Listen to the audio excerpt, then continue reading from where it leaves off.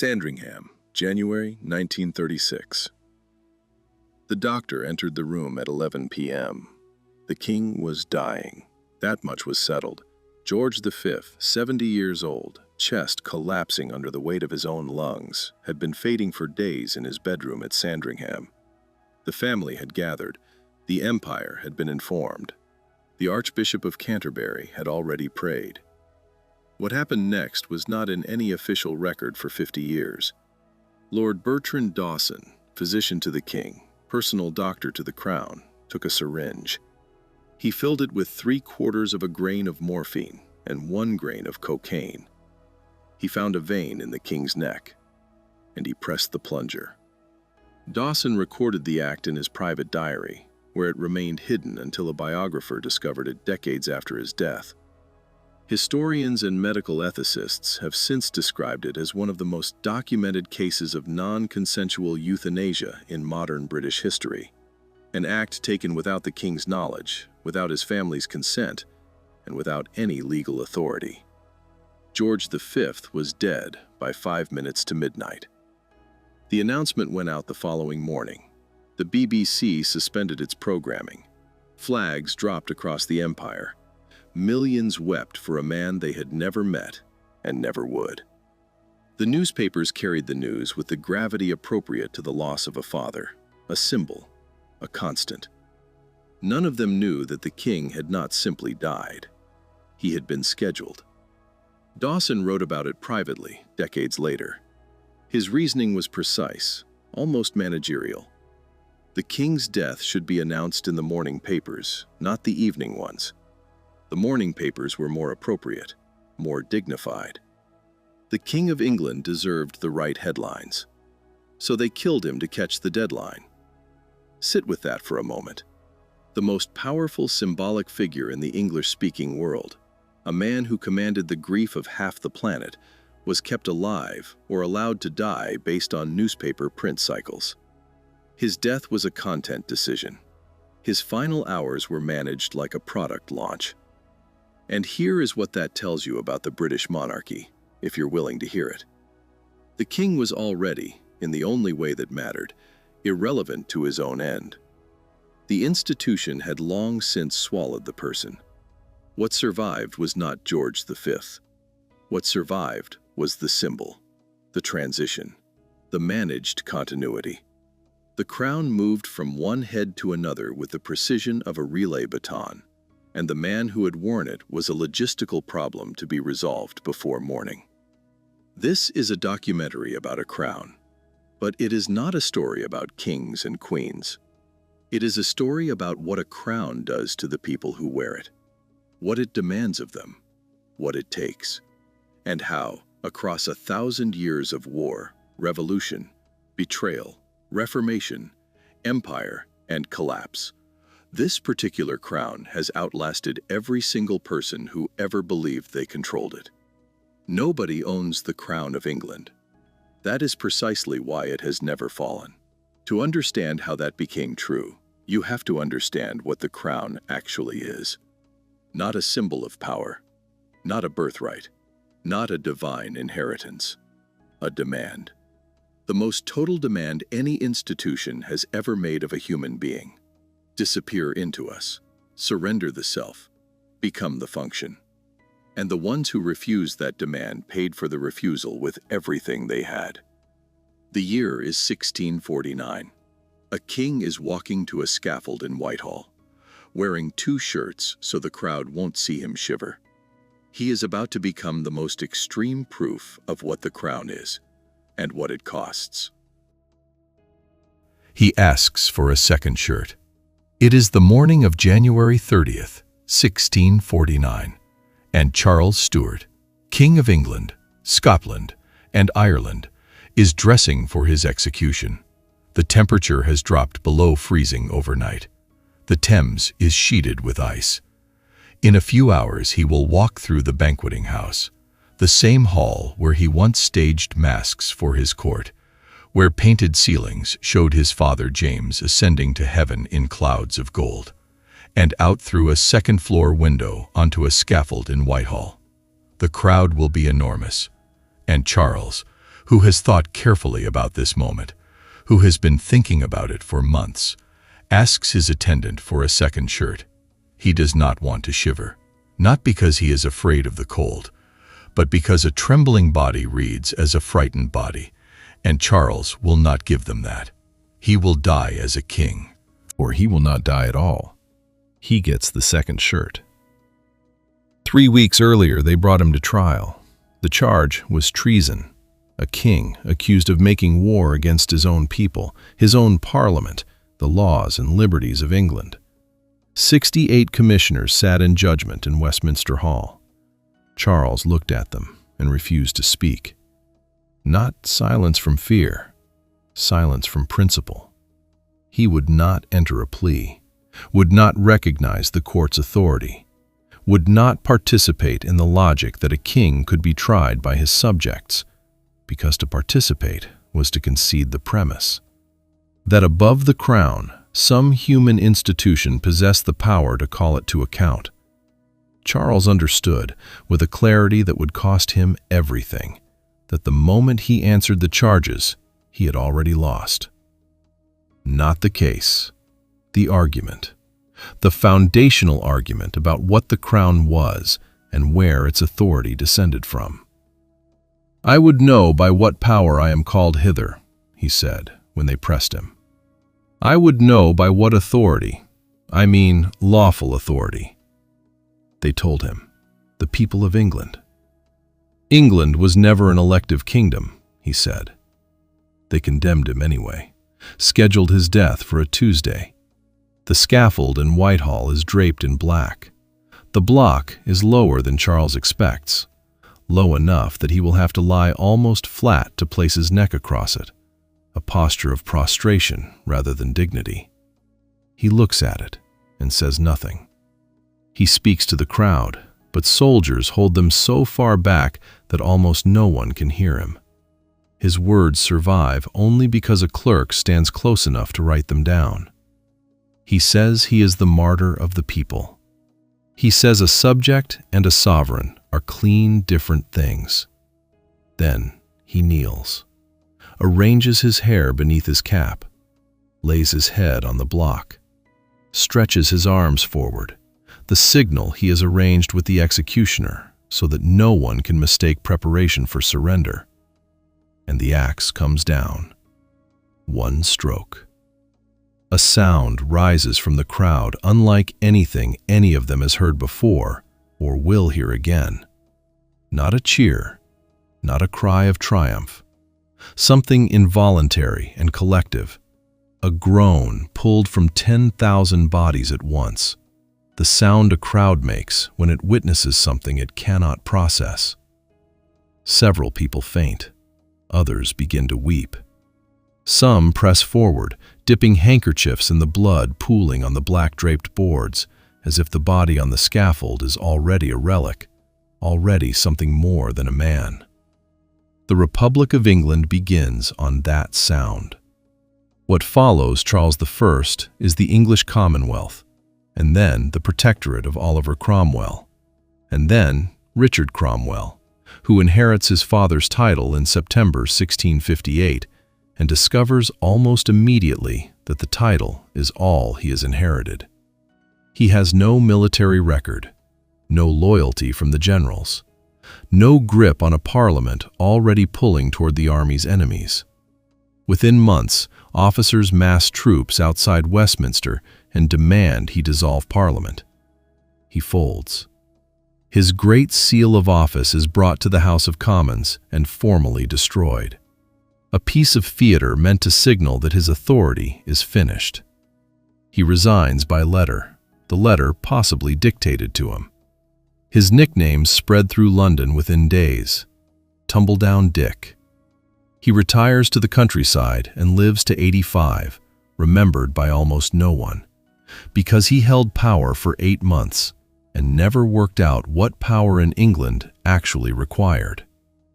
What follows Richard is the moment the breakdown becomes visible to ordinary people. On the morning of October 13th, 1659, William Lenthal, the Speaker of the House of Commons, the man who sits at the head of England's Parliament, sets out from his London house by coach for Westminster. He does this every morning. It is his job. But this morning, soldiers have been moving through the streets since before dawn. By the time Lenthal's coach reaches King Street, troops are blocking the road. More soldiers occupy Westminster Hall. At the river, armed boats row up and down the Thames, turning back anyone trying to reach Parliament by water. A barricade has been thrown up at Millbank.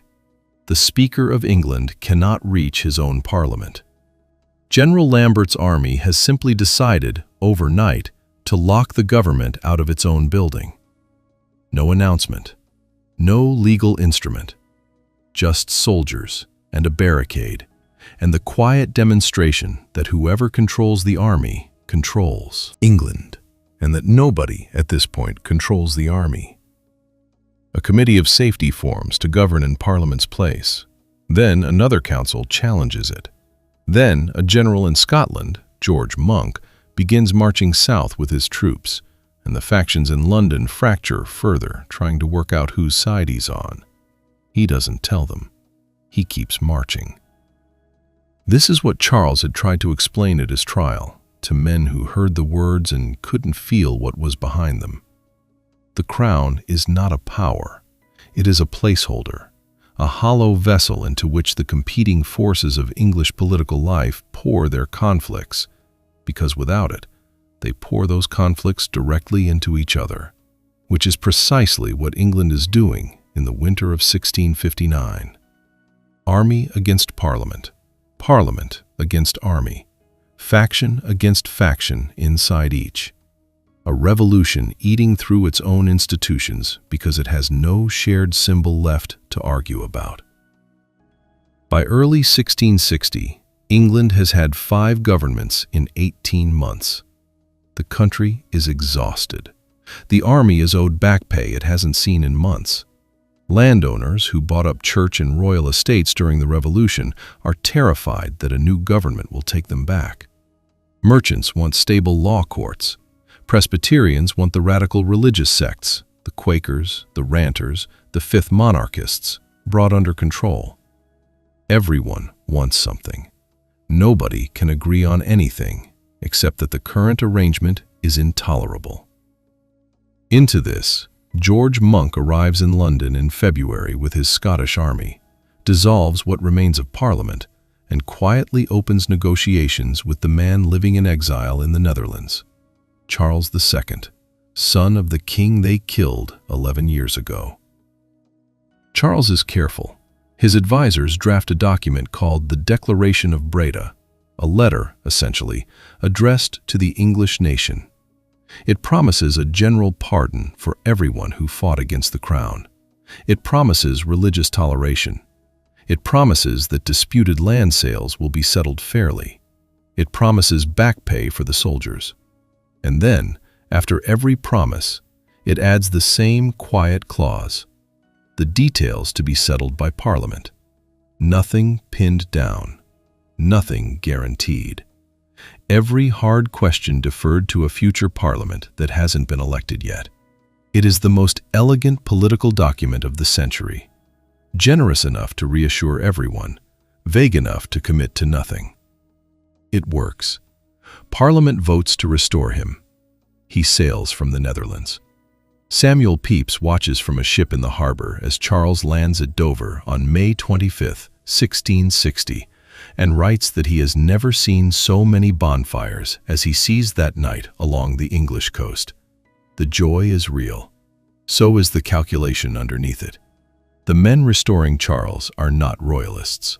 They are exhausted pragmatists, lawyers, officers, landowners, merchants, who have tried every available alternative and run out. The crown comes back not because anyone loves it, but because nothing else fills the hole it left. One detail, almost too precise to be believed. The proclamation Parliament issues to restore Charles declares that he has been the lawful king of England since his father's execution in January 1649.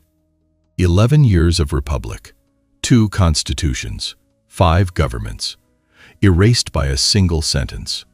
Legally, officially, the Commonwealth never happened. The crown walks back through the door it was thrown out of, intact, belonging to no one.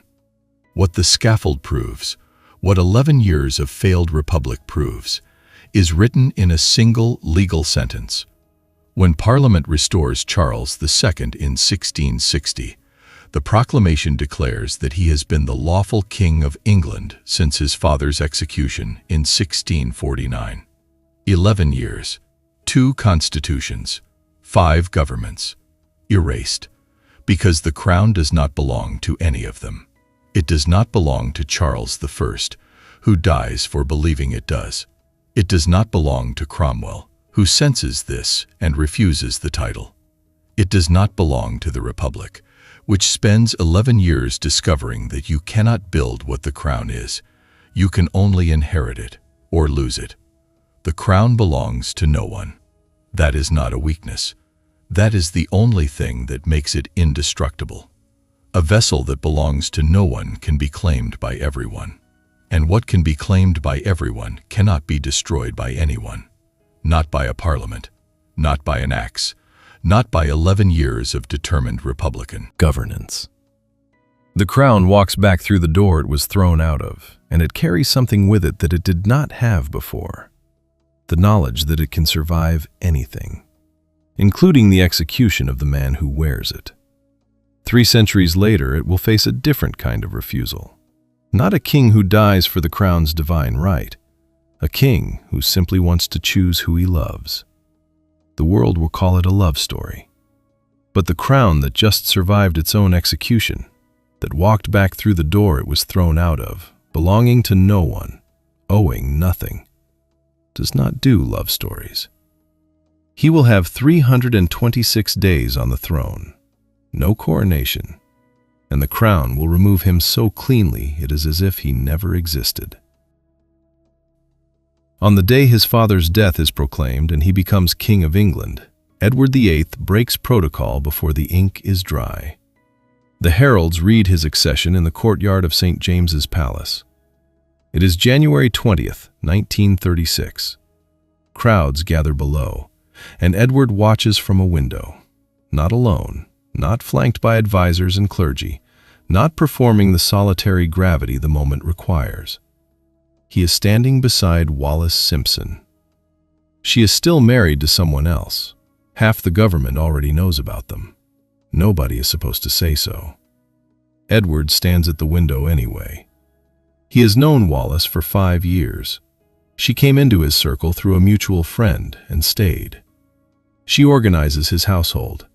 She speaks to him plainly, without the performance of awe that everyone around him maintains. She calls him David, his family name, the name that belongs to the person rather than the title.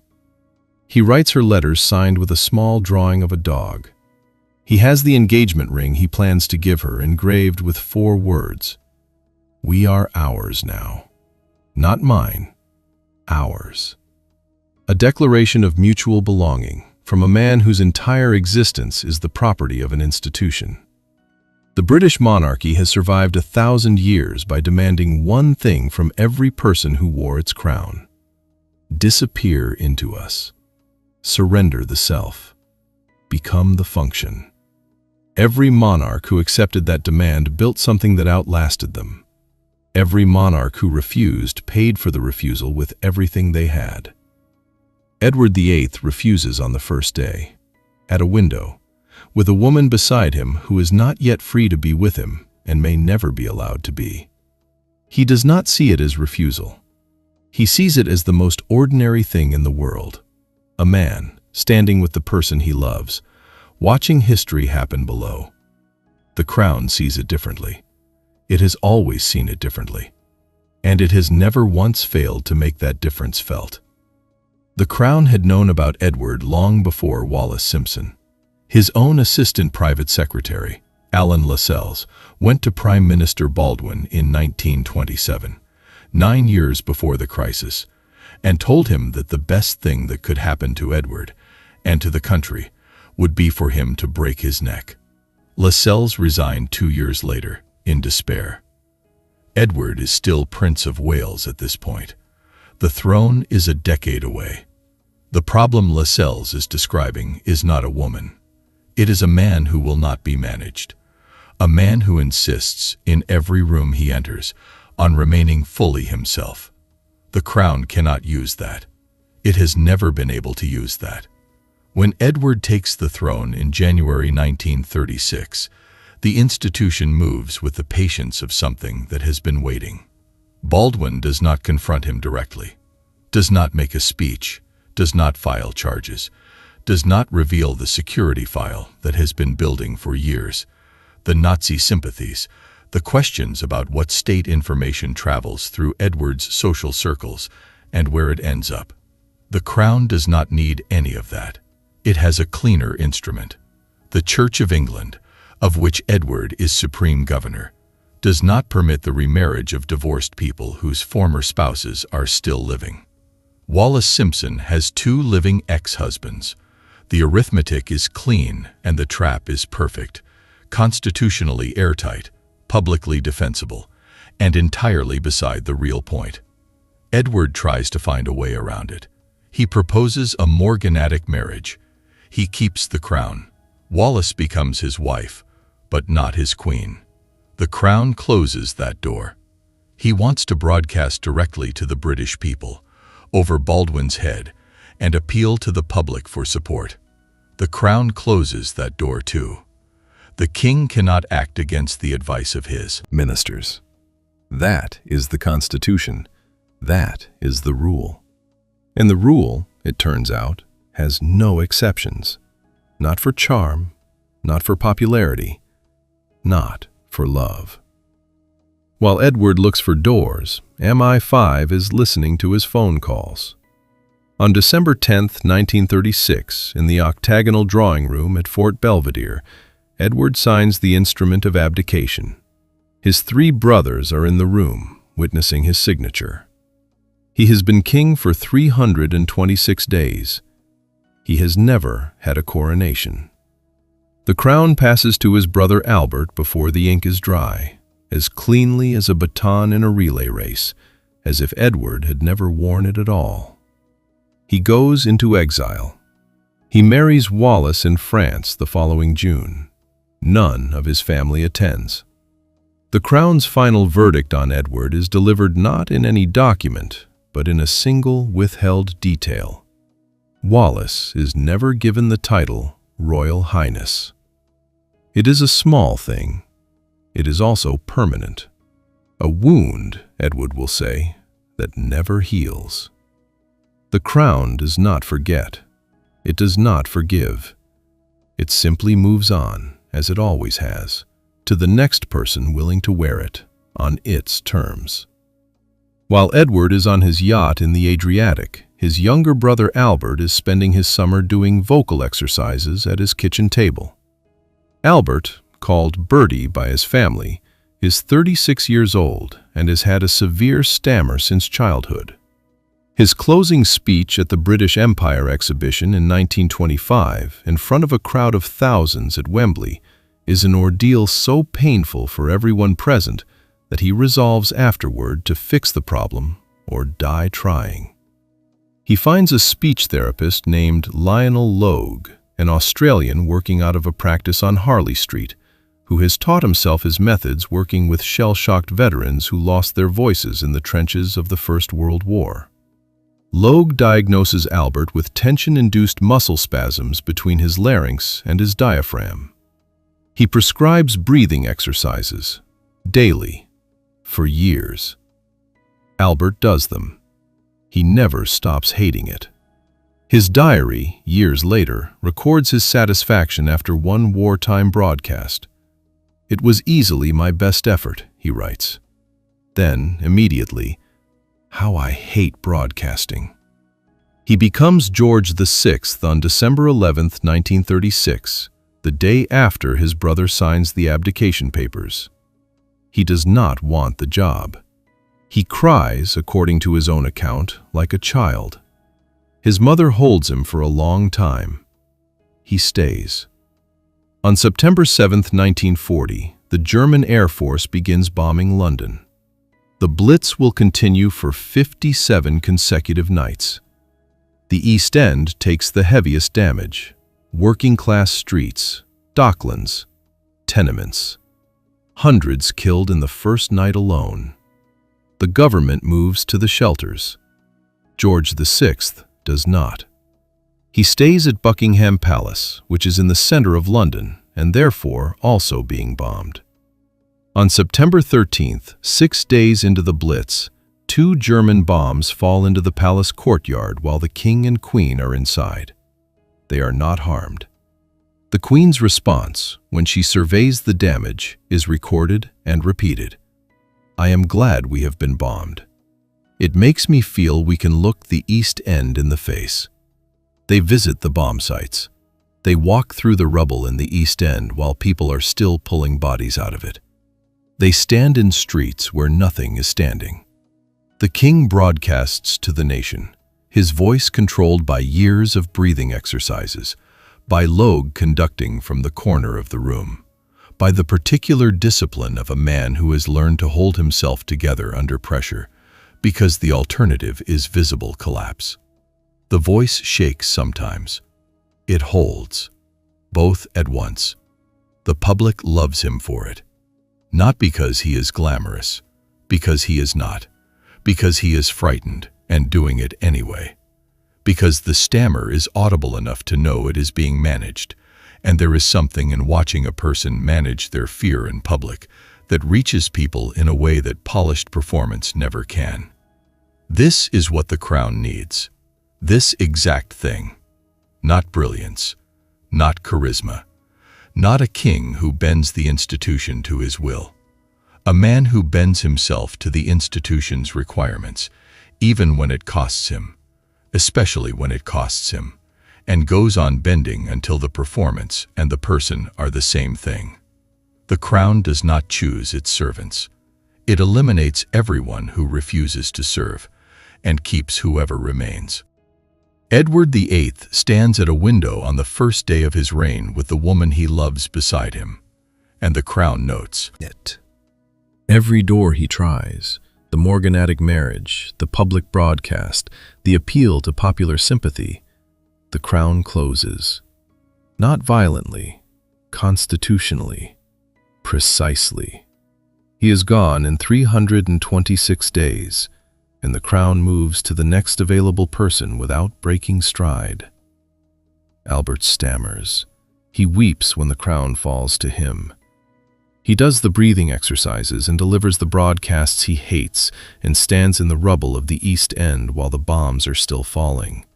Because the crown requires it, and he has accepted that the crown's requirements are not negotiable. The institution takes his limitations and turns them into the thing a nation at war needs most. A king who is visibly holding himself together. A king who is frightened and doing it anyway. The crown does not find the right person. It makes the right person by breaking them into exactly the shape it needs. There is a woman who gives the crown everything it asks. Every portrait painted of her after 1580 is a copy of an approved mask. The same ageless face reproduced across the empire while the real woman ages alone behind it. Nobody outside her inner circle knows what she actually looks like. The year is 1558, and she is about to show what total compliance looks like and what it costs. When Robert Dudley died in September 1588, Elizabeth locked herself in her chambers and refused to see anyone for days. Her council, alarmed, eventually had the door broken down. She had known him since childhood.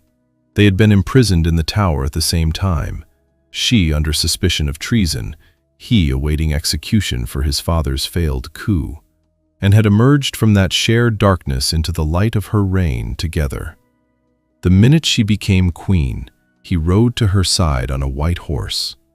She made him master of her horse, moved his apartments next to hers, danced with him daily, whispered with him in alcoves.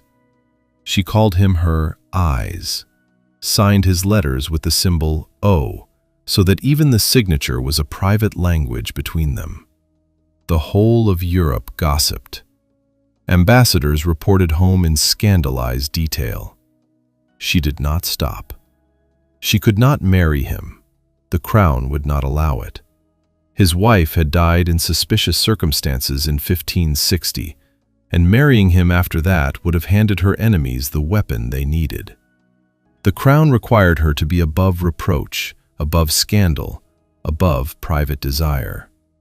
So she kept him beside her without marrying him for 30 years, while the crown extracted from her the one thing she most wanted to give.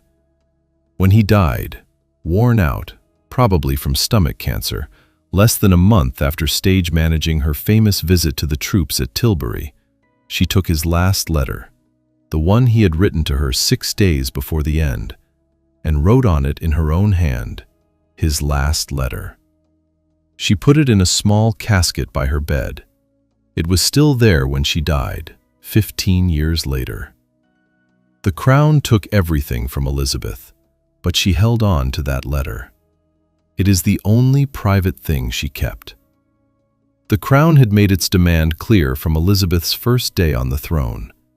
Every councillor, every parliament, every foreign ambassador told her the same thing. She must marry. The kingdom needed an heir. A queen without a husband was an incomplete monarch, a body without a head, a problem waiting to become a crisis. They were not wrong about the constitutional logic. They were completely wrong about what Elizabeth had already understood. The crown had its reasons. It always does. And Elizabeth, watching from inside the institution with the particular clarity of someone who has spent her whole life studying what it does to people, understood them better than her advisors did. She had watched what marriage did to power. Her mother, Anne Boleyn, had been beheaded by her father. Her half-sister Mary had married Philip of Spain and handed him influence over English foreign policy, dragging the country into a ruinous war, losing Calais, dying unloved. A queen who married gave the crown a master. Elizabeth understood, with a precision none of her advisors could articulate, that the crown's power in her hands depended entirely on remaining undivided. Marriage would split it. The symbol required a single occupant, so she refused. Not once, repeatedly, deliberately, across 45 years, to every suitor Europe produced. She turned the refusal itself into an instrument of power. She allowed negotiations to drag on for years, keeping foreign princes dangling, using the prospect of her hand as a diplomatic tool while never intending to use it. When Parliament pressed her, she told them, "If I follow the inclination of my nature, it is this: beggar woman and single, far rather than queen and married." They did not believe her. She meant every word. The crown had demanded she surrender the self. She found a way to turn the surrender into a weapon. What Elizabeth builds on that refusal is something no monarch before her has attempted. Not merely a reign, a myth. By the 1570s, the cult of Gloriana is in full production. Poets write of her as a goddess. Painters give her the symbols of eternal virginity, the sieve, the ermine, the crescent moon.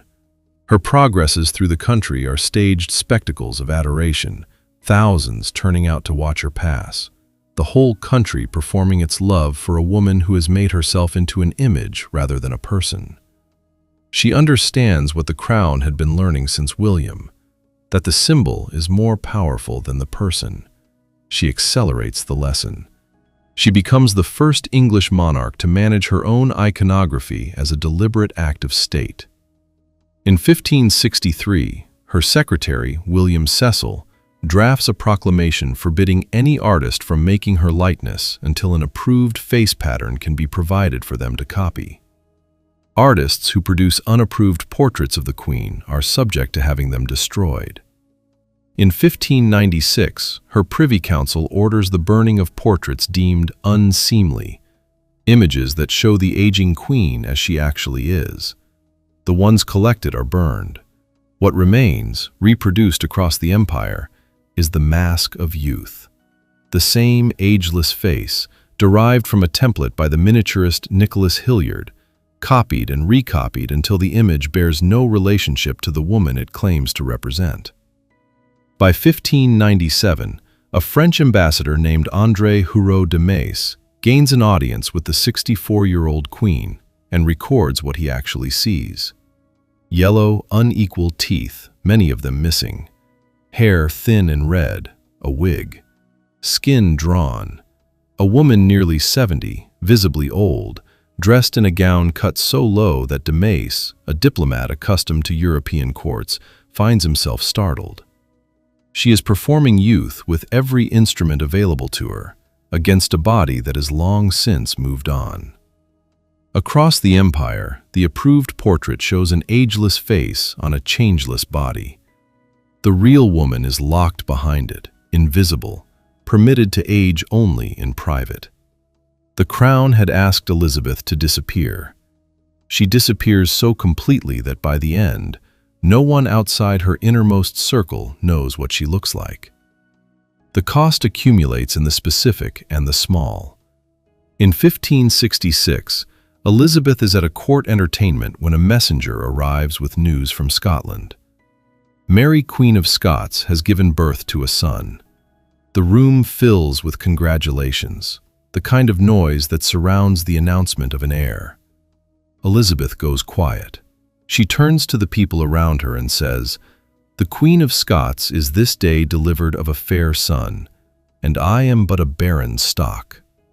Then she says nothing more for the rest of the evening. That son will become James I of England. He will inherit the crown Elizabeth spent 45 years holding together. The Tudor line ends with her, not because the crown fails, but because the crown's survival, as Elizabeth has understood it, requires the symbol to remain undivided.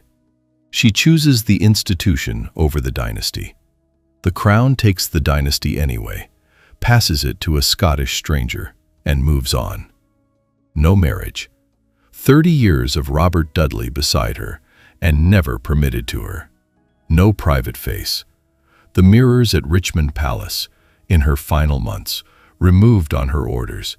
She will not look at what she has become.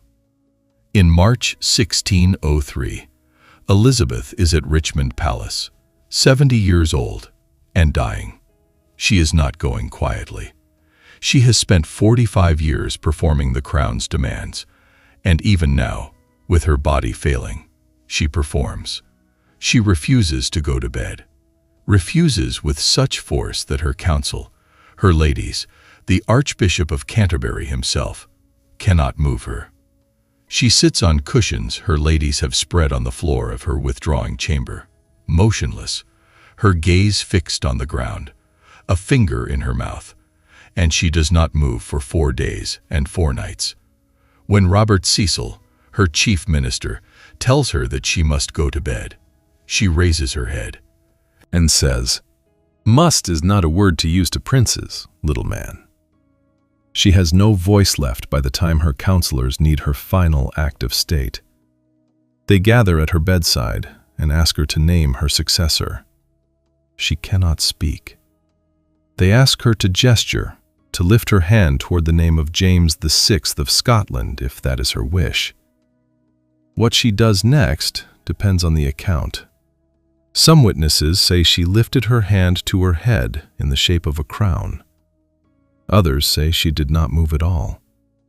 Either way, the council leaves the room with their answer. James is proclaimed king hours after she dies. She dies between 2 and 3 in the morning on March 24th, 1603, alone with her ladies. The Tudor dynasty ends in a room with no mirrors, in the small hours, in silence. The crown never asks Elizabeth to be remarkable. It asks her to be empty. Robert Dudley dies in September 1588, and she locks herself in her chambers and will not come out. The council has the door broken down. They need the symbol visible. Her grief is a private matter. The crown has no use for it. She returns to her duties. She performs. The letter goes into the casket by her bed, and the casket stays closed, and Elizabeth goes on being Gloriana for 15 more years, while the woman who loved Robert Dudley ages in private. Behind a mask the Privy Council commissioned and the painters reproduced, and the empire displayed on every wall. She gives the crown no children. She gives it no consort. She gives it 45 years of total, unbroken performance. The speeches, the progresses, the audiences, the diplomatic theater, the managed image, the deliberate erasure of everything that belongs to her alone. And the crown takes all of it, without acknowledgement, without remainder, as it has always taken from the people it passes through. It does not ask whether the cost is fair. It does not ask what she has surrendered. It requires the function. She provides it. That is the entire transaction. What Elizabeth proves in the casket, in the removed mirrors, in the cushions on the floor at Richmond, in the hand lifted toward a crown she can no longer speak, is that the crown's appetite is total. It does not stop at the public life. It reaches past that into the private life, past the private life into the private face, past the face into the private grief, until the woman and the symbol are so completely fused that even Elizabeth, dying on the floor in silence, cannot tell where one ends and the other begins. She chose this. That is what makes it devastating. She saw the demand clearly, accepted it completely, and built a reign on the acceptance. The crown did not break Elizabeth. It consumed her, willingly, entirely, with her full understanding of what was being consumed. And then it moved on, as it always does. The crown does not grieve what it uses. It finds the next person. What it finds next is the man who first understood the demand before anyone had written it down. Not a Tudor, not a Plantagenet. A Norman duke who crossed the Channel with 700 ships, broke an English army in a single October afternoon, and stood at the altar of Westminster Abbey on Christmas Day 1066, trembling, not from the battle he had just won, but from the crowd outside, speaking a language he cannot understand. He has conquered England. He does not yet know what conquering England will cost him. We do. We have watched Charles die for it. We have watched Elizabeth give it everything she had. We have watched Edward lose the woman he loved because of it.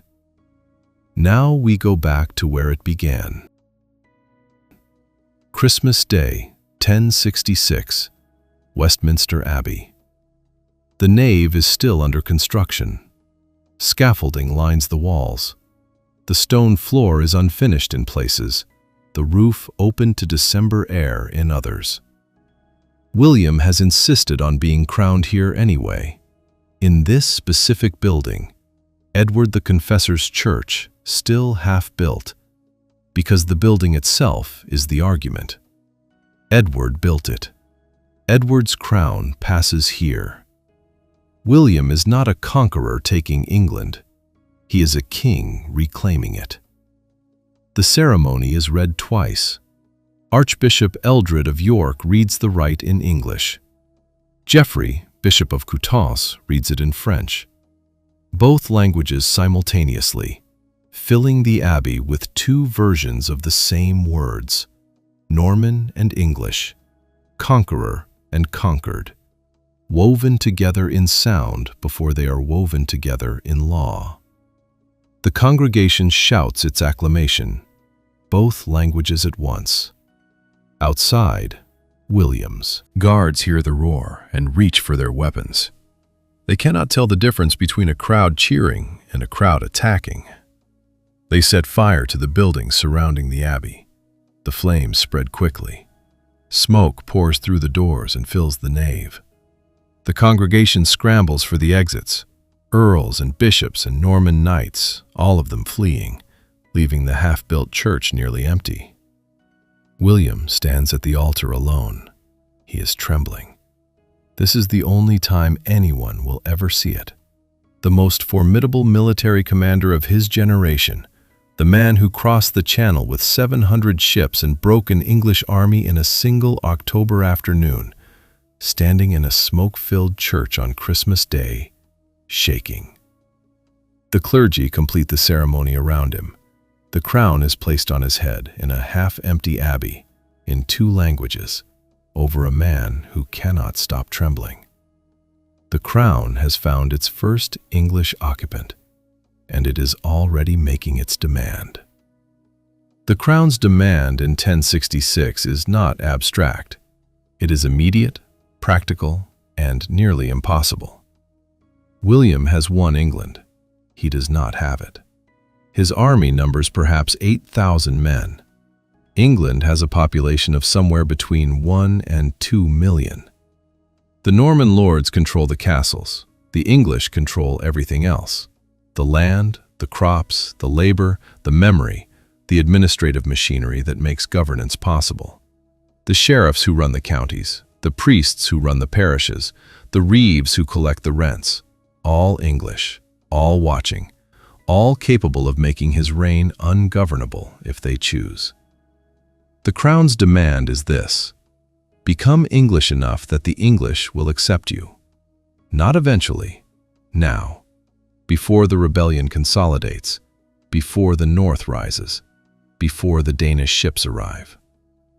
William looks at this demand and, unlike Charles, unlike Henry, unlike Edward, accepts it.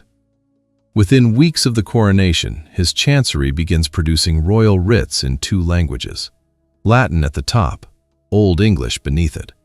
Not translated for convenience, written that way deliberately, because a writ only works if the sheriff receiving it can read it, and the sheriffs of England read Old English. William keeps them in post, keeps the Anglo-Saxon administrative machinery, the writs, the 100 courts, the local reeves, running with the same personnel, the same procedures, the same reach into English daily life. What changes is the name at the top. What stays is everything that makes governance possible. He presents himself not as a conqueror, but as an heir. Harold Godwinson, in the official Norman account, was the usurper. William is the restoration, the legitimate successor of Edward the Confessor, returning what was rightfully his. The papal banner his army carried at Hastings makes the theological case. God is on the side of the rightful king. He even attempts the language himself. He sits with tutors in his early 40s, a man who has commanded armies and administered a duchy and negotiated with the King of France, grinding away at Old English sounds in a cold room in Winchester. He abandons the attempt within a year. The language defeats him. It is the one performance he cannot sustain. But the attempt is the point. The crown demands that William disappear into the thing he has replaced. And William, trembling in the smoke at Westminster, has already decided to comply. Compliance has 2 faces. The crown shows William both of them. In the council chamber, he performs Englishness. In the field, he performs something else entirely. In the winter of 1069, the north of England rises against Norman rule. Danish forces land on the Yorkshire coast. The Anglo-Saxon population joins them. William rides north. What he does there has no diplomatic name. He divides his army into raiding parties and sends them across more than 100 miles of territory, from the Humber to the Tyne, in the coldest months of the year. The parties burn the villages. They slaughter the livestock, 80,000 trained oxen, each requiring 5 years to raise and train, gone in a single winter. They destroy the grain stores, the tools, the seed corn, the farmhouses. everything that would allow the land to feed people through to spring. The campaign is efficient, and it is total. John of Worcester, writing of the aftermath, records that people are reduced to eating horses, dogs, cats, then each other. These accounts, written within a generation of the events, are corroborated by the Doomsday Book's own record of devastation. 17 years later, page after page of Yorkshire marked with a single word: waste. In 1086, only a quarter of Yorkshire's original population remains. The Crown absorbs this. It absorbs everything.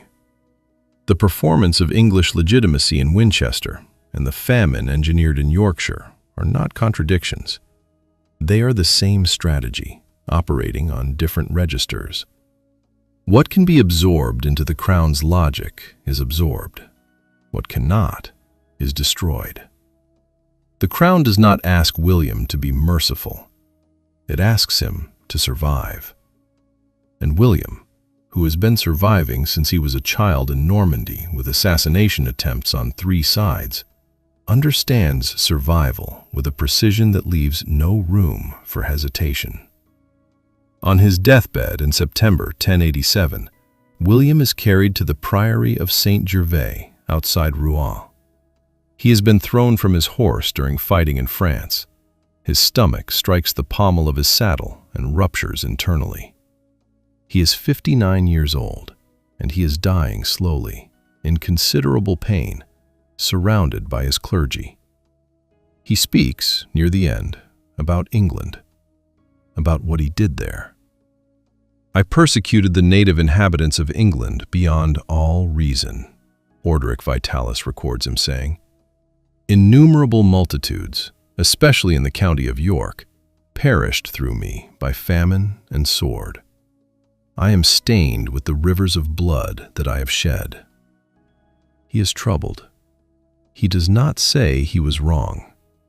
He dies on the morning of September 9th, 1087. What follows is a scene Orderic Vitalis records with the particular relish of a man who believes the universe has a sense of irony. The great lords who surrounded his deathbed leave immediately to protect their estates. The lesser attendants begin stripping the body of its valuables, the clothes, the rings, the weapons, leaving it nearly naked on the floor. When the clergy finally arrive to prepare the body for burial and attempt to lower it into the stone sarcophagus prepared for it at the Abbey of Saint-Étienne in Caen, the body, swollen from the weeks of internal injury, will not fit. They force it. The bowels burst. The stench, according to Orderic, clears the church. The man who built the English monarchy is buried badly, in a rush, in an ill-fitting tomb, abandoned by the men he trusted, his body failing him one final time. The Crown does not attend. It has already moved on. What William's story reveals is the origin of everything. The Crown's demand: disappear into us, become the symbol, surrender the self, is not something the institution discovers under pressure. It is present on the first day, in the smoke, in the trembling, in the decision to hold the ceremony in a half-built church because the building itself makes the legitimacy argument, in the bilingual writs, the kept sheriffs, the grinding hours in a cold room trying to speak a language that defeats him. William accepts the demand before anyone has language for it. He performs English kingship in the council chamber and engineers famine in the north, and the Crown absorbs both, the performance and the violence, because the Crown has never asked its occupants to be merciful, only to survive. He does not own the Crown. The Crown owns him. It takes his identity. The Duke of Normandy becomes an English king by performing Englishness until the performance becomes the reality. It takes his body at the end. The man who shaped England for 21 years dies stripped and abandoned. And when they lower him into his tomb, his bowels burst, and the stench clears the church. The lords are already riding to protect their estates. The crown is already managing the succession. Everything we have heard, More's joke at the scaffold, Elizabeth's letter in the casket, Edward at the window, Wolsey on the road to Leicester, was written here, in this smoke, in this trembling, in this man's decision, on Christmas Day 1066, to become less than himself, so the institution could become more than him. The bargain is established. The demand is made. And it will hold, tested, strained, occasionally broken, always reasserted, for the next 600 years, until the moment it is made permanent, not by a king's choice, by a king's flight. November 1688. A reigning monarch drops the Great Seal of England into the Thames and escapes to France in a fishing boat. And what replaces him is not another king who accepts the bargain or refuses it. It is something new. The bargain itself, written into law. The crown emptied completely, made constitutional, made permanent, made, for the first time in 600 years, indestructible. That is where we are going, and nothing you think you understand about why the monarchy survived will survive what comes next. On the night of December 10th, 1688, the King of England walks to the Thames and throws his government into the river. He is accompanied by two men, no army, no retinue, no ceremony. James II, reigning monarch of England, Scotland, and Ireland, slips out of Whitehall Palace in the dark, makes his way to the riverbank, and drops the Great Seal of England into the water.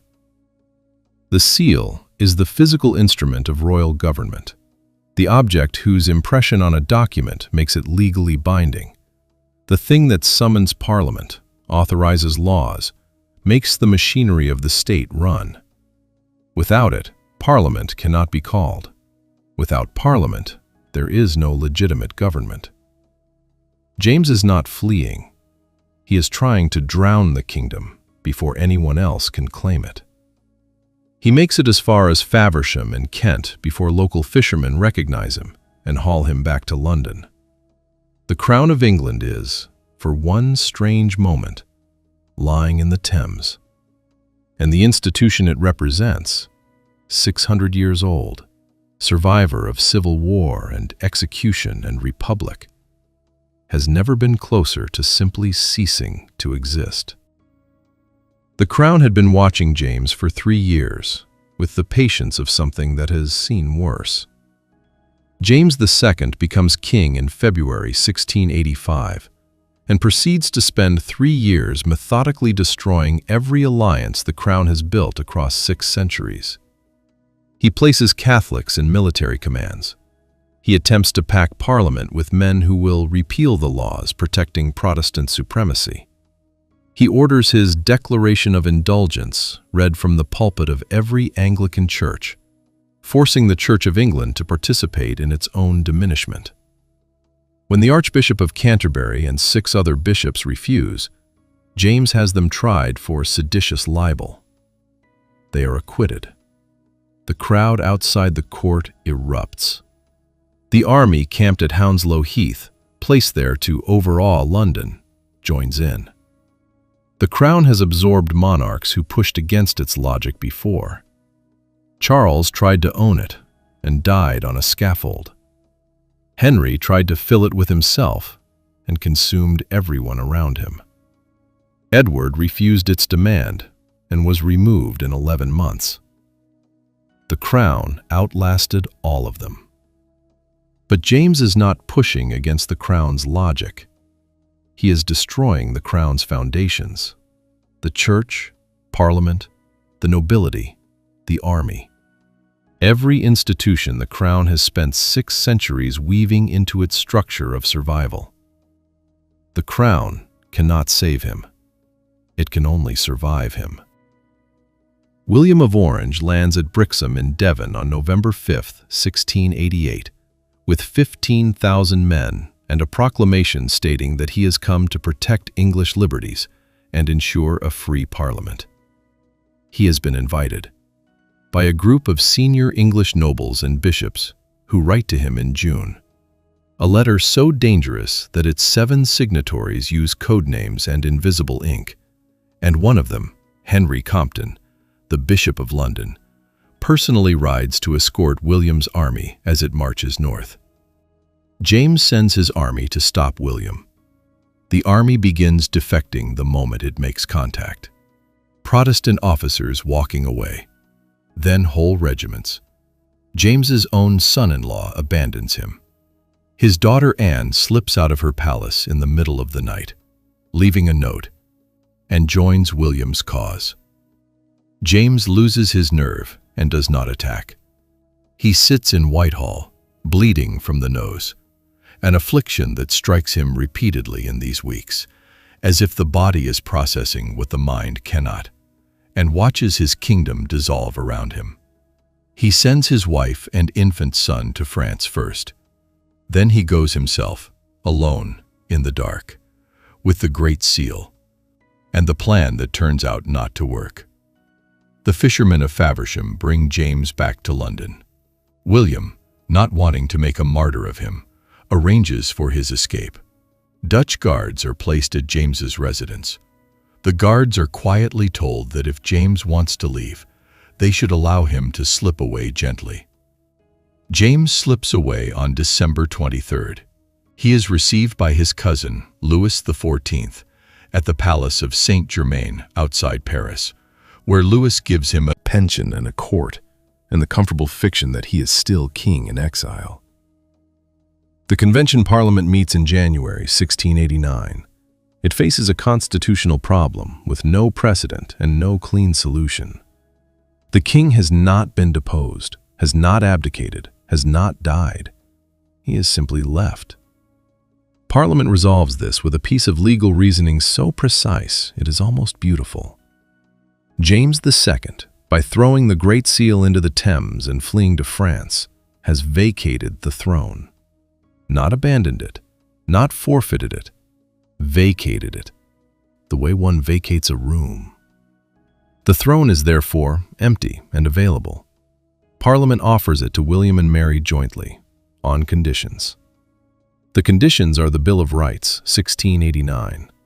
The monarch cannot suspend laws without parliamentary consent, cannot levy taxes without parliamentary consent, cannot maintain a standing army in peacetime without parliamentary consent. Parliament must be summoned regularly. Elections must be free. The coronation oath is rewritten, where previous monarchs swore to uphold the laws and customs granted by the kings of England. William and Mary swear to govern according to the statutes in Parliament agreed on. The power flows from Parliament to the monarch, not the other way around. William and Mary accept. They are crowned on April 11, 1689. William's craftsmen then make a new Great Seal. They use the same matrix as James II's seal, the same physical mold, crudely adapted on the reverse to add a female figure beside the male one. The Crown of England, freshly constitutionalized, stamped with new power arrangements, runs on the same equipment as before. The institution absorbs the revolution and continues, as it always continues. Here is what you have been building toward without knowing it. The Crown's demand, disappear into us, surrender the self, become the symbol, has been made of every occupant since William the Conqueror. Charles died for refusing it. Elizabeth was consumed by accepting it. Edward was removed for the human crime of personal desire. The Crown has spent 5 sections watching individual monarchs navigate a demand that seems to come from the institution's accumulated tradition, its centuries of precedent, its unwritten logic, its patient hunger. What 1689 reveals is that the demand was never accidental. It was always structural. And this moment, this parliamentary document, these rewritten oaths, this new Great Seal on the same old matrix, is the moment it becomes permanent. The Bill of Rights does not weaken the crown, it completes it. By stripping the monarch of legislative power, financial independence, military authority, the crown is left with exactly one thing: the symbol, the performance, the managed image, the hollow vessel that belongs to no one and can therefore be claimed by everyone. And a vessel that holds no real power cannot be destroyed by taking its power away. From 1689 forward, the monarchy survives every crisis, every war, every Republican movement, every constitutional upheaval, because it has given away everything that could be taken. The crown has been practicing this for 600 years. 1689 is the moment the practice becomes law. The crown survives by giving away the last thing that could be taken from it. That is not a paradox. It is the mechanism, completed, written into statute, made permanent. From this moment forward, the crown's demand changes in register. It no longer needs real power to make the demand. It has none. What it has is the symbol. And the symbol, it turns out, requires something from its occupants that is more total than power ever was. Power can be shared, delegated, limited by law. But a symbol must be inhabited completely, performed without interruption, maintained across every hour of a public life and every corner of a private one. The crown no longer asks its occupants to govern. It asks them to embody. And embodiment, it will prove, costs more than governance ever did. The question now, the question the remaining sections carry, is what it costs a human being to embody a symbol for a lifetime, to perform permanence while being mortal, to hold the nation's meaning in a single person's face and voice and grief and body across decades, without relief, without acknowledgement, without the institution ever once asking whether the person inside the performance is still intact. The answer begins with a woman who inherits the throne at 18 in a palace overrun with rats and reigns for 63 years, presiding over the largest empire in human history, while giving the permanently hollowed crown something no monarch before her has given it. Not just her compliance, not just her will, but her grief. The year is 1861. Prince Albert has just died. And what the crown does with Victoria's mourning is the most precise demonstration yet of what the permanently hollowed crown costs the person required to inhabit it. On the morning of December 15th, 1861, the day after Prince Albert dies, a servant carries hot water and a shaving kit to his dressing room at Windsor Castle. Nobody has told the servants to stop. The routine continues because no one in the household has been given an order to change it. The water is brought. The razor is laid out. The mirror is positioned. The room waits for a man who will not come. Victoria orders this to continue. Every morning, for years after his death, the shaving kit is brought to Albert's dressing room, the hot water poured, the routine performed for a man who has been dead for a decade. She sleeps beside a plaster cast of his hand, made within days of his death, carried to bed with her every night for the remaining 40 years of her life. She is buried with it. She is buried with his dressing gown spread beneath her, his wedding ring on her finger, and the white veil she wore on the day she married him in 1840 covering her face. She goes into the ground in the arms of a man who has been dead for 4 decades. The grief is real. It is also, from the crown's perspective, entirely beside the point. Victoria inherits the throne at 18, in a palace overrun with rats, woken before dawn by the Archbishop of Canterbury and the Lord Chamberlain come to tell her she is queen. She writes in her diary that she saw them alone. "Only in my dressing gown, and alone she will remain, in the way that matters, for the next 64 years. The crown has been permanently hollowed since 1689. It holds no legislative power, no financial independence, no military authority without parliamentary consent. What it holds is the symbol. And a symbol, the crown has learned, must be loved to survive. Victoria's reign is the institution's solution to that problem. The systematic manufacture of its own mythology, the construction of a public performance so total and so sustained that by the end, the performance and the reality are indistinguishable. The crown's solution is to manufacture what it no longer possesses. Real power has been gone since 1689. What remains is the performance. And in Victoria's reign, the performance is systematized, expanded, and dressed in the costume of antiquity.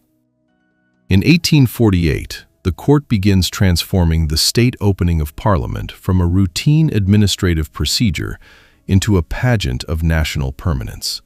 The robes, the imperial state crown carried on a velvet cushion, the speech from the throne delivered with the gravity of something immemorial and unchanged.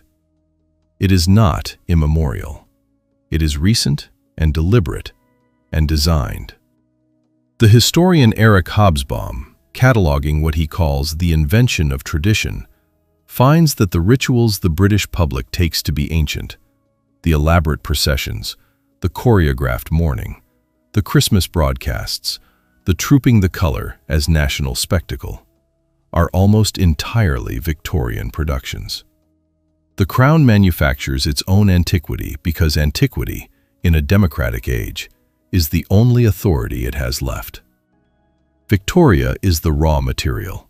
Her grief, her widowhood, her decades of black, her 9 children married into every throne in Europe, all of it becomes the crown's content.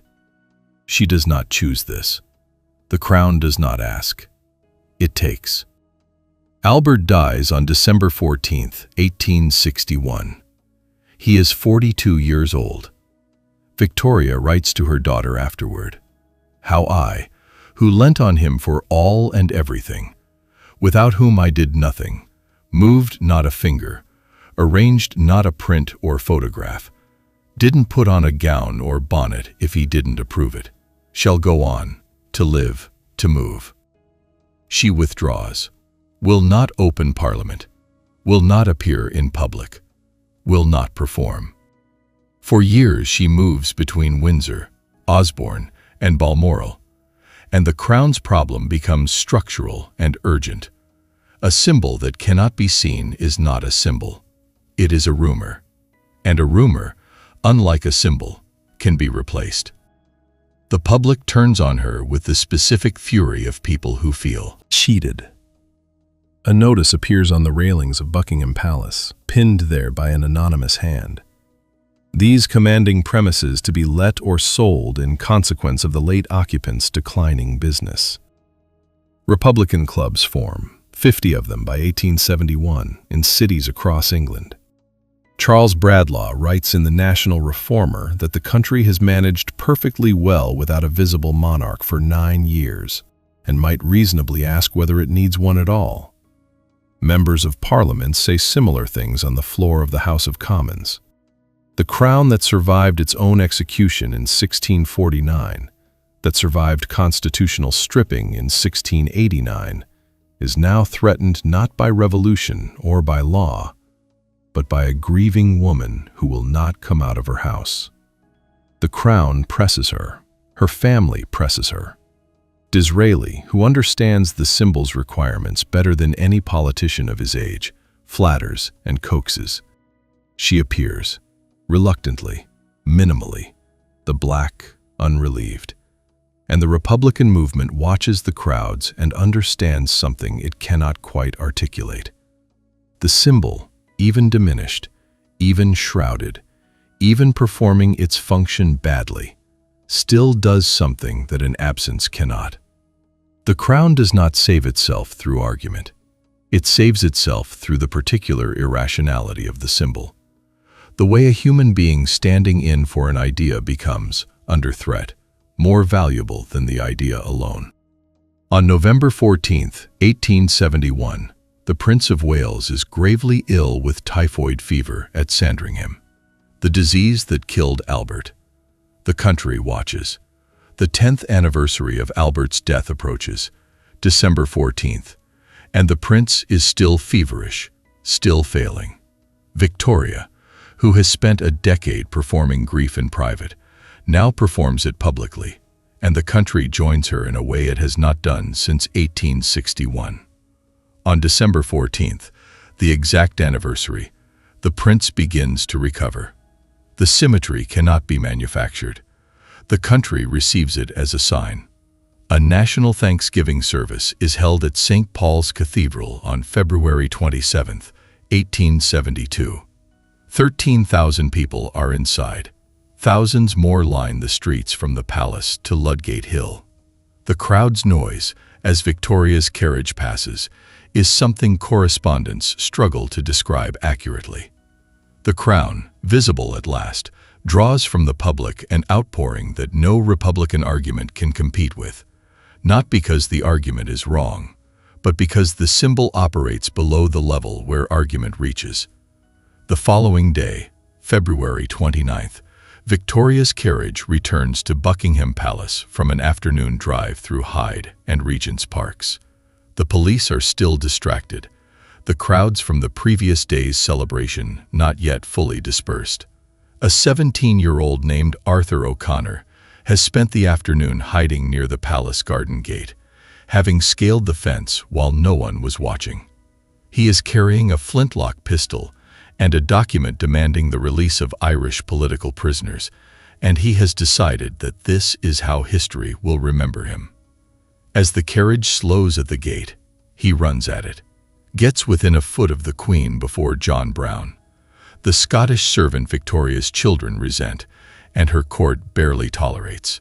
Sees him first. Brown grabs O'Connor by the neck and takes him to the ground. Victoria, by her own account, throws herself over her lady-in-waiting, calls out, "Save me," then recovers, stands up, and tells everyone who asks that she is not at all hurt. The pistol is found afterward, shining on the gravel, noticed by the postilion. It is broken. It could never have fired. The crowd tears into O'Connor before the police arrive. The image, a queen threatened, a servant protective, a crowd turning on the attacker, does what 50 Republican clubs and 10 years of pamphlets cannot. It makes the symbol feel necessary, worth defending, worth the cost. Victoria writes to her daughter afterward, "It is worth being shot at to see how much one is loved." The crown has not won an argument. It has absorbed a moment, a sick prince, a broken pistol, a Scottish servant's grip, and converted it into mythology. The 50 Republican clubs dissolve. The movement fades, not because the crown has changed, because the symbol, under threat, revealed what it does that nothing else can. It makes people feel they have something to lose. The crown takes Victoria's grief and makes it an institution. She does not return to public life. Because the grief ends. It never ends. She returns because the crown requires the performance regardless of what the person inside it feels, and the crown makes that requirement felt through every available instrument. Her family presses her, her ministers press her. Disraeli, who understands the symbol's requirements better than any politician of his generation, flatters and coaxes and finally tells her plainly that the monarchy cannot survive her continued absence. The Lord Chamberlain drafts memoranda. The cabinet discusses the problem in formal session. An institution that has survived execution and revolution and constitutional stripping cannot survive a grieving widow who will not come out of her house. And the crown knows it, and it presses her through every human being with access to her until she moves. She appears, reluctantly, minimally. The black unrelieved, the Albert memorabilia maintained in every room she inhabits, the shaving kit still brought to his dressing room each morning, decades after his death. She performs the function with the same total compliance she has always performed it. Gives the crown her public face, her managed appearances, her sustained presence as symbol. And the crown takes her grief and converts it into pageantry. The mourning becomes a national template. The black becomes a fashion. The 40 years of widowhood become the defining image of an era that will carry her name. When she dies on January 22, 1901 at Osborne House, she has reigned for 63 years. She is buried with Albert's dressing gown beneath her, his plaster hand beside her, her wedding veil over her face. She gives the crown everything: her public life, her private ritual, her grief, her body, her name on an entire age of human history. The crown takes all of it, without acknowledgement, without remainder. That is the transaction. That is what the institution asks, and what Victoria, like every compliant occupant before her, gives without reservation and without the crown ever once asking whether the price is fair. Victoria gives the crown her grief. The crown gives it back as theater. That is the transaction. The institution does not ask whether the cost is fair. It does not acknowledge what has been taken. It takes, converts, performs, and continues. What comes next is a king who does not refuse and does not transcend. A king who tries with everything he has to give the crown what it asks: his obedience, his dignity, his public self, and is broken by the compliance itself. Not by refusal, not by resistance, by the simple, grinding impossibility of inhabiting a symbol that has been emptied of content, performing sovereignty without possessing any, across 60 years of a reign that asks everything and returns nothing. George III does not fight the crown. He tries to serve it perfectly. And the crown takes him apart anyway. Slowly, completely, without malice, without even noticing.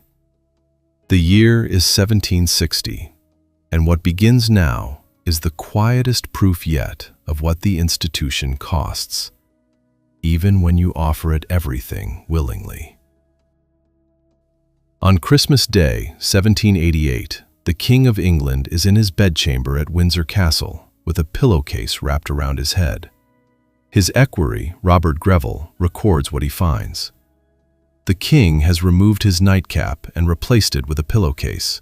He is holding a pillow, which he has named Prince Octavius, his son who died 4 years earlier, at age 4. He tells Greville that Octavius is to be reborn today. It is Christmas morning. The King of England is cradling a pillow and speaking to it as if it contains his dead child. He has been like this for weeks.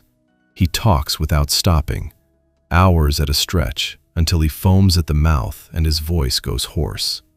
He has been seen in the grounds of Windsor shaking hands with an oak tree, addressing it as the King of Prussia, conducting a diplomatic conversation with a piece of bark.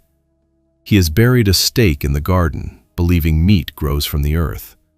He has been pinned to the floor by servants during violent fits. He has been placed in a strait waistcoat. He has had arsenic-laced powders burned into his skin by his physicians, who believe the blistering will draw the madness out. He has been starved. He has been plunged into freezing water. These were the standard treatments for mental illness in late 18th century Britain, practices that modern medicine and medical ethics have long since condemned as both ineffective and deeply harmful, but which the physicians of George's era applied in genuine belief that they were helping their patient. The Crown watches all of this with the particular indifference it brings to everything. It requires the function. George can no longer provide it. The institution makes its arrangements and continues. The Crown had found in George III exactly what it needed after 1689. a monarch who understood his role completely and accepted it without complaint. He was 22 years old when he inherited the throne in 1760, the first Hanoverian born in Britain, the first to speak English as his native language.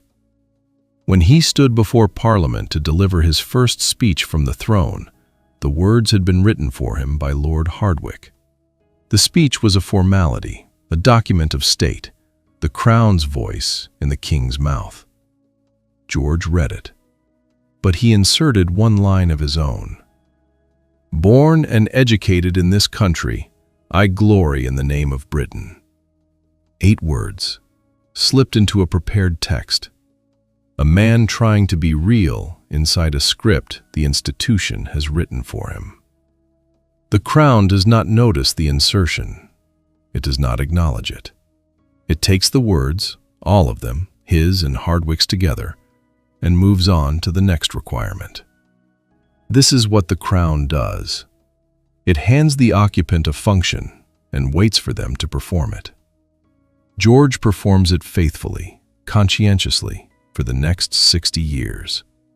The farming at Windsor, the plain meals, the 15 children, the music, the open library. The nickname, Farmer George, earned from a public that finds his simplicity endearing.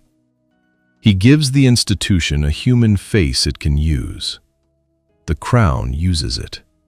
And in using it, the Crown begins its work on George III the same way it begins its work on everyone, by making the person and the function indistinguishable, until the person no longer knows where one ends and the other begins. George inserts 8 words into a prepared speech on his first day. It is the last time he will add anything of himself to what the Crown hands him. From this point forward, the institution writes the script. George performs it. That is the bargain. That is the demand. And George, unlike Charles, unlike Henry, unlike Edward, accepts it completely, from the first day to the last. After 1689, the Crown holds no real legislative or financial power. It is a symbol required to perform authority it does not possess.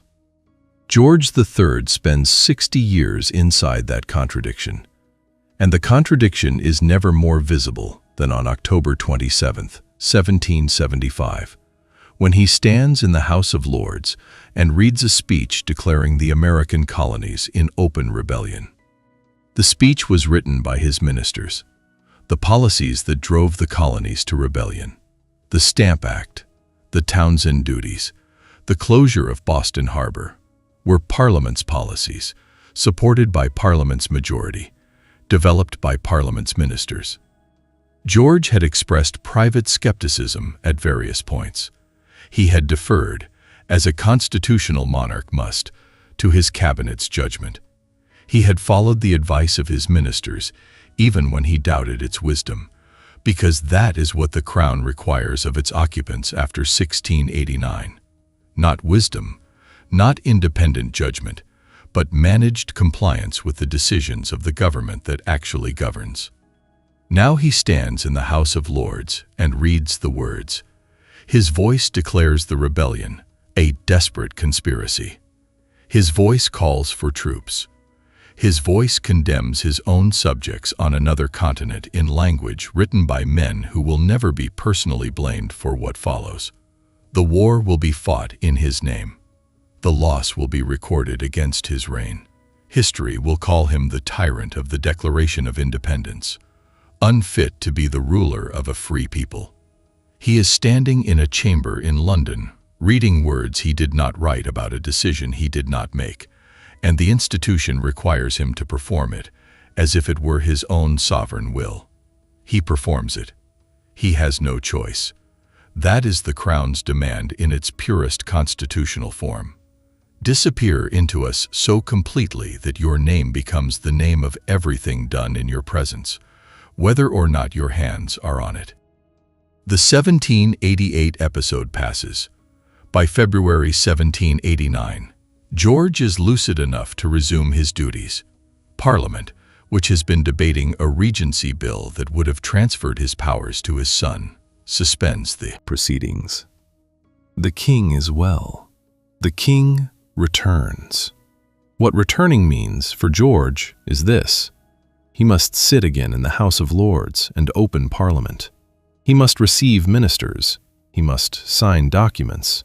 He must perform in front of the court and the government and the public the function of a sovereign, composed, present, in command, weeks after being restrained in a strait waistcoat and plunged into freezing water. The crown does not ask how he is, it asks when he can appear. And George, who has spent 29 years accepting the crown's terms without complaint, appears. He recovers again in 1801 after a second episode, returns again, performs again. The crown notes the recovery and continues its demand. There is no credit accumulated, no acknowledgement of what the return costs. The institution requires the function, and George provides it, each time, from whatever is left of him after the episode is past. In November 1810, his youngest daughter Amelia, the last child still living close to him, the one he calls his favorite, dies of tuberculosis at age 27. George holds her hand at the end. He is already half blind from cataracts, already fragile in ways his court has learned not to discuss. The loss breaks something that does not mend. The final breakdown comes within weeks. He talks continuously, to Amelia, to people who are not in the room. The physicians draw blood from his head and put him in a strait waistcoat. Parliament passes the Regency Act in February 1811. His son becomes Prince Regent. George III is king in name, confined to Windsor, his reign continuing legally while the man who conducts it has ceased to exist. The crown passes to the next generation. It continues, as it always continues. For the last 10 years of his reign, the King of England wanders the corridors of Windsor Castle alone. He is blind by now. The cataracts have taken his sight completely. Growing deaf. His white hair has grown long, his beard longer, his clothes frequently soiled because no one can reliably manage his dressing anymore. He plays the harpsichord in empty rooms, alone, playing Handel from memory, because Handel was always his favorite, and memory is the last thing to go. He holds conversations with people who are not there. He talks to his dead daughter, Amelia. He talks to ministers who served him decades ago. He talks to his wife, Charlotte, though when Charlotte actually visits, which she does regularly, devotedly, until her own health fails, he does not recognize her. Charlotte dies in November 1818. During her funeral procession, the cobblestone paths outside Windsor Castle are lined with straw, so that the king, confined in his rooms above, cannot hear the carriages passing below. He is not told. He would not understand if he were. Christmas, 1819. George speaks nonsense for 58 hours before falling into a coma. He dies on January 29, 1820, at 8:38 in the evening. He is 81 years old. He has been king for 59 years, longer than any monarch before him. He dies blind, deaf, and insane in a castle full of people, entirely alone. The crown takes George III in stages, as it takes everything, methodically, without malice, without noticing. It takes his public self first. 60 years of speeches written by others, decisions made by ministers, wars fought in his name without his authority. It takes his private self next, the farmer's dignity, the simple meals, the music, consumed by the performance of a sovereignty that is entirely theatrical. It takes his children, his favorite son Octavius at 4, his favorite daughter Amelia at 27, and in the taking of Amelia, it takes his mind. It takes his sight. It takes his hearing. It takes his wife. She dies in 1818, and the crown lines the cobblestone paths outside Windsor with straw, so he cannot hear the funeral passing beneath his window. He is not told. The crown does not tell him. The crown is already managing his successor. He dies on January 29, 1820, blind, deaf, insane, having spoken nonsense for 58 hours before falling into a coma. He has been king for 59 years. The crown has moved on. What George's story shows, the quietest and most devastating thing the institution can demonstrate, is that there is no safe position inside the crown. Charles I refuses the demand and dies on a scaffold. Henry VIII refuses it and destroys everyone around him. Elizabeth complies and is consumed. Wolsey serves and is discarded. Victoria complies, and her grief becomes theater.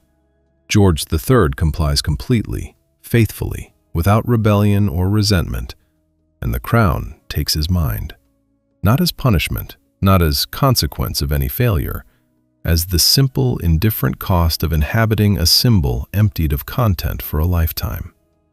Performing a sovereignty you do not possess, standing in for an idea while the idea outlasts the person. The crown is not cruel. It is something worse than cruel. It is indifferent. It takes what it takes, at the price it sets, on its schedule. And when there is nothing left of the person who offered everything, when the man is wandering the corridors of Windsor blind and deaf, playing Handel to empty rooms, waiting for a daughter who has been dead for a decade, the crown notes the vacancy and makes its arrangements. It always makes its arrangements. It is already making them now. Now we arrive at what we have been moving toward from the first moment. A woman who gives the crown 50 years of total obedience, the most complete erasure in the institution's modern history, and another woman who refuses. And the collision between them in the summer of 1997 that makes the cost visible for the first time in 1,000 years. Not on a scaffold, not in a parliament, on television, in front of the world. On the morning of August 31st, 1997, the flagpole above Buckingham Palace is empty. Diana, Princess of Wales, has died in a tunnel in Paris in the early hours. The news reaches Britain before dawn. By mid-morning, people are gathering outside the palace, hundreds, then thousands, then tens of thousands, bringing flowers, photographs, handwritten notes, candles. They fill the pavements and spill into the road and stand in the late summer heat looking at the palace gates and looking at the flagpole. Under royal protocol, the only flag that flies above Buckingham Palace is the royal standard, the sovereign's personal flag, flown only when the sovereign is in residence. The Queen is at Balmoral. No flag flies. The protocol has never been questioned before. It has never mattered before. It matters now with a ferocity that surprises everyone who thought they understood what the crown had built. Someone pins a note to the palace railings. Where is our Queen? Where is her flag? The empty flagpole is not a bureaucratic oversight. It is the crown operating exactly as designed. The institution maintaining its protocols with the same precision it has always maintained them. The same cold institutional logic that timed George V's death for the morning papers, that removed Edward VIII in 326 days, that had the cobblestone paths outside Windsor lined with straw so George III could not hear his wife's funeral. The machine is running perfectly. That is the problem. The country is not looking at a failure of the institution. It is looking at the institution working, and for the first time in 1,000 years, what it sees makes it furious. The Crown has spent 50 years making Elizabeth II into its most complete modern instrument. She inherits the throne at 25 in February 1952, and the Crown's demand arrives with the Crown itself. Disappear into us. Become the symbol. Surrender the self. Elizabeth has watched the institution her entire life, watched it take her uncle Edward, watched it shape her father George VI into the king the war needed, watched it consume the private man in the public function until the shaking voice and the visible effort were all that remained of the person underneath. She knows the terms. She accepts them. What that acceptance looks like across 50 years is a woman who never gives a spontaneous press conference, never publicly contradicts her government, never displays private emotion in public, never steps outside the managed frame the institution requires. She performs the function with a consistency so total that it becomes invisible, the way a perfectly functioning machine becomes invisible, noticed only when it breaks down. She is the Crown's most obedient occupant since William the Conqueror bowed to the institution he was building. She gives it everything: her public face, her private grief, her inner life, her spontaneity, the ordinary human mess of feeling that the institution cannot accommodate and has never tried to. The Crown takes all of it. And for 50 years, the transaction is invisible because it works. The symbol performs. The nation organizes its identity around it. The cost is paid in private, by a woman in a palace, in ways the public never sees and the institution never acknowledges. Then Diana arrives, and suddenly the cost is visible to everyone. Diana Frances Spencer marries Charles, Prince of Wales, on July 29, 1981, in St. Paul's Cathedral, watched by 750 million people. She is 20 years old. She has met Charles 13 times. The Crown makes its demand of her on the wedding day, in front of the world, as it makes its demand of everyone who enters the institution. Become the symbol. Surrender the self. Disappear into us. Diana is given the same script Elizabeth was given, the same managed appearances, the same careful distance from anything that looks like genuine human contact. She refuses it. Not loudly, not immediately, but steadily, irreversibly, across 15 years. She sits on a hospital bed and holds the hand of a man dying of AIDS at a moment when the disease is so stigmatized that the gesture itself is a political act. She walks through a minefield in Angola in January 1997. Protective visor, anti-armor vest, a cleared path through Huambo's devastation, and sits on the ground to hold Sandra Tijica, a 7-year-old child amputee whose leg was taken by a weapon the British government still officially supports. She faces the cameras. She does not manage the image. She sits on the ground and holds the child and lets the photograph be whatever it is. In November 1995, she sits in a chair at Kensington Palace and tells Martin Bashir and 23 million British viewers about her struggles with bulimia, a condition she later said was brought on by the pressures of royal life, and which she discussed publicly in the hope that speaking openly about mental health would help others feel less alone.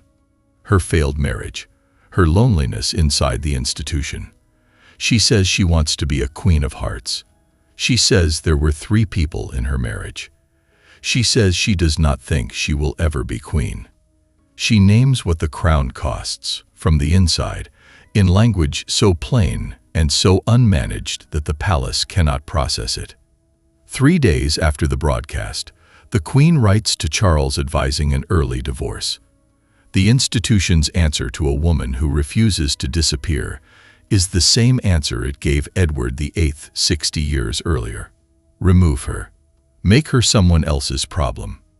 The Crown does not punish refusal. It simply continues and ensures that those who refuse are no longer inside the machine when it does. Diana is removed from the institution in August 1996. She loses the title Her Royal Highness. She is no longer a member of the royal family. She is, in the Crown's accounting, a private citizen. She is more famous than any member of the royal family. More beloved. The crowds that follow her through Angola and Bosnia, and the hospices and the landmine fields are not following a symbol. They are following a person. Someone who has refused the erasure so completely that her humanity has become the most powerful thing about her. The Crown cannot manufacture what Diana has. It cannot manufacture it because what Diana has is exactly what the Crown demands its occupants surrender. The self. The unmanaged, visible, costly human self. The institution has spent 1,000 years making this impossible. Diana makes it look easy. And the public, watching both women, the managed symbol and the unmanaged person, makes its choice with an immediacy that the Crown, in 1,000 years of practice, has never encountered. On August 31st, 1997, Diana dies in a tunnel in Paris. She is 36 years old. The Crown's response to Diana's death is to do what it has always done: maintain the function. Stay at Balmoral. Protect the children. Follow the protocols. The institution operates precisely as designed, as Elizabeth has trained it to operate for 50 years, as it has operated through wars and abdications and constitutional crises and assassinations. It maintains the function. It manages the continuity. The country does not want the function managed. For 5 days, while the flowers pile up outside Buckingham Palace and the empty flagpole stands above them, a fury builds in Britain that no one inside the institution knows how to read. Tony Blair reads it immediately. He stands in the rain outside his church in Trimdon and calls Diana the people's princess within hours of her death, his voice breaking. And the phrase lands because it names the choice the public has already made. The Prime Minister performs the grief. The Queen performs the function. The country watches both performances and chooses. Letters arrive at Buckingham Palace. The tabloids turn. A note on the railings, the building itself, the symbol's home, becomes the target of a public anger so specific and so sustained that even the palace cannot ignore it. On September 4th, the Queen returns to London. On September 5th, at 6 o'clock in the evening, she speaks from Buckingham Palace on live television. She wears black. She looks directly into the camera. And she says the words her advisors have written and she has agreed to say. But she inserts into them, as George III once inserted 8 words into Lord Hardwicke's prepared speech. One phrase that is hers. So what I say to you now, as your Queen and as a grandmother, I say from my heart. As a grandmother, the Crown, for the first time in Elizabeth's reign, requires her to name the human relationship, requires her to be a person rather than a symbol, requires her to offer the one thing she has spent 50 years surrendering. And Elizabeth, who has never refused the institution's demand in 50 years, performs this one too, gives it the word grandmother, gives it the phrase, from my heart, gives it the private self the Crown needs to borrow for a single broadcast because the symbol alone is not enough. The following morning, as Diana's coffin passes through the streets of London, Elizabeth steps forward. She bows her head, not quickly, not shallowly. The woman who has been bowed to by the world for 50 years lowers her head and holds it there. A gesture that has no protocol, no precedent, no managed meaning. And the public watching understands that something real has passed. The Crown has bent, as it always bends, at the last possible moment, when the alternative is the institution's collapse. The Crown survives Diana's death as it survived Charles I's execution, as it survived 11 years of republic, as it survived the Glorious Revolution, as it survived every person who tried to own it, or refused it, or gave it everything and was consumed. It survives because it is empty, because it belongs to no one, because a vessel that belongs to no one can be claimed by everyone, and what can be claimed by everyone cannot be destroyed by anyone. That is the mechanism. That is what 1,000 years of catastrophe taught the institution. Become hollow. Demand that your occupants become hollow too.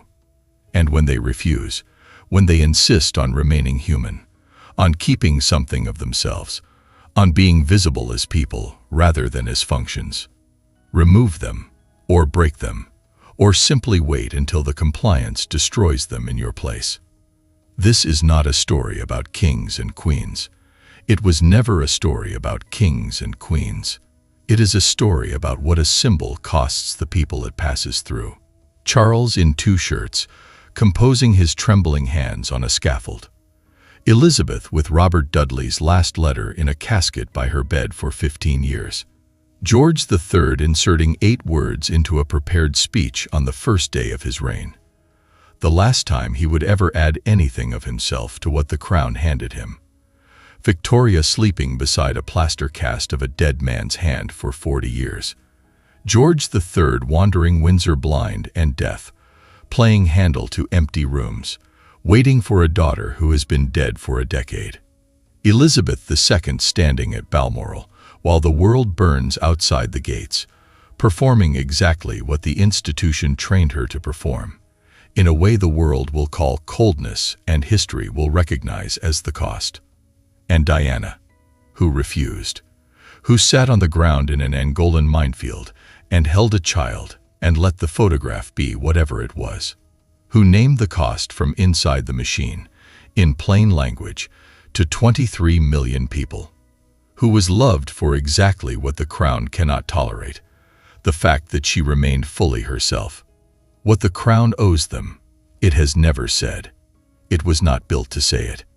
It was built to survive. Sandringham, January 1936, 11 o'clock at night. Lord Dawson lifts the syringe. The King's final hours are being managed like a product launch. The morning papers are waiting. You know now why the institution works this way. You know now what it costs. You know now why it never stops, never bends until the last moment, never asks whether the price is fair. The crown continues, empty, belonging to no one, demanded of everyone. It always continues.